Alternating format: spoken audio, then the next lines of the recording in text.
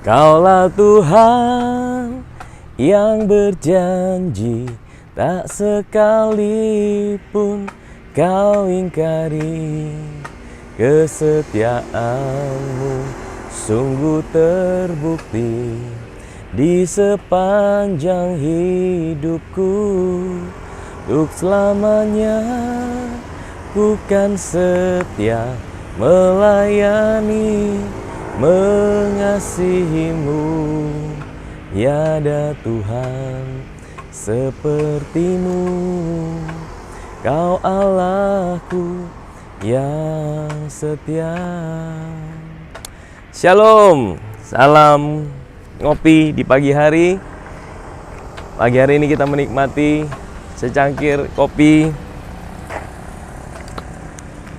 yang hangat dan nikmat.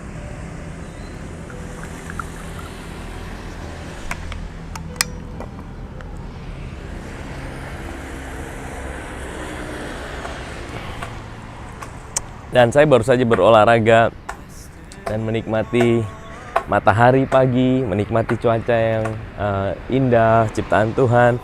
Di belakang saya ada laut, ada bukit-bukit, ada burung-burung, ya. Betapa indah ciptaan Tuhan.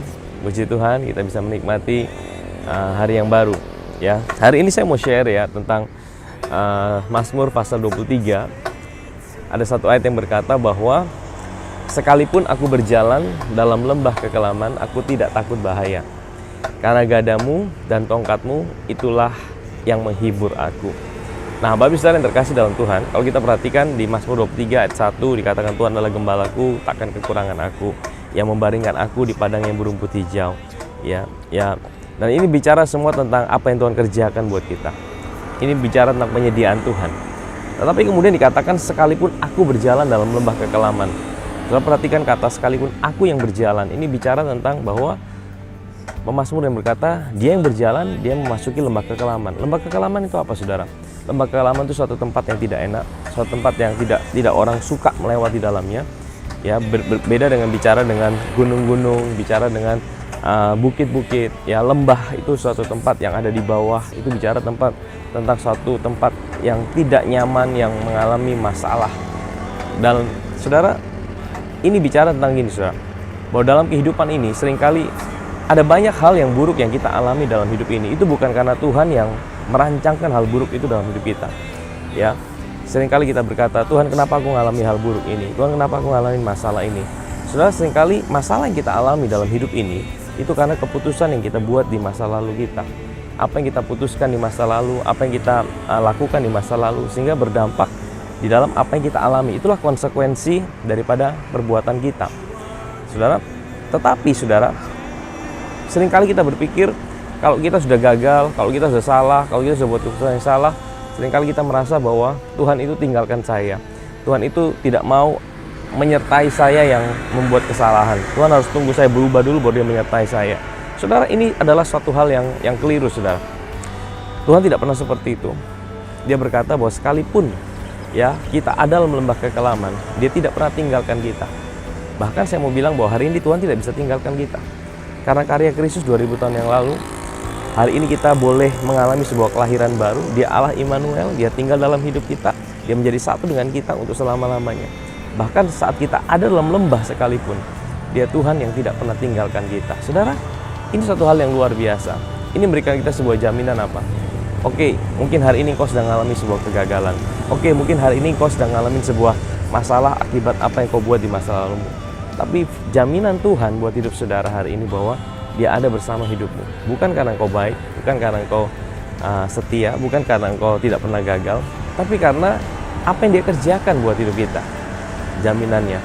Dan apa dampaknya buat kita ketika kita tahu bahwa Tuhan selalu ada buat kita. Saudara, saya berdoa, waktu kita sadar bahwa Tuhan ada dalam hidup kita akan cepat dipulihkan, hidup kita akan cepat dibawa naik kembali sama Tuhan. Hidup kita akan cepat mengalami jalan yang terbuka. Apa yang mungkin kita tidak pernah bayangkan, apa yang tidak pernah kita pikirkan, Tuhan sediakan buat setiap kita. Pagi hari ini Bapak Saudara, sebelum kita menjalani hari ini, mari sadari bahwa dia Tuhan yang ada buat hidup kita. Bahkan sekalipun kita sedang ada dalam lembah kekelaman, sadari kehadirannya, sadari penyertaannya, sadari kasih setianya di dalam hidup ini. Tuhan Yesus memberkati kita. Mari kita berdoa. Bapa di sorga, Bapa yang baik, aku berdoa buat setiap anak-anak-Mu Tuhan yang mendengarkan renungan singkat pada pagi hari ini. Apapun yang sedang mereka alami, apapun yang sedang mereka jalani, mungkin mereka sedang ada dalam lembah kekelaman, mungkin mereka sedang ada dalam situasi yang sulit oleh karena apa yang mereka putuskan di masa lalu. Tapi kami percaya firman-Mu berkata bahwa Engkau Tuhan yang tidak pernah sekali-kali meninggalkan kami. Engkau Tuhan yang berjanji, bahkan tak sedetik pun Engkau meninggalkan kami, karena Engkau menjadi satu dalam hidup kami.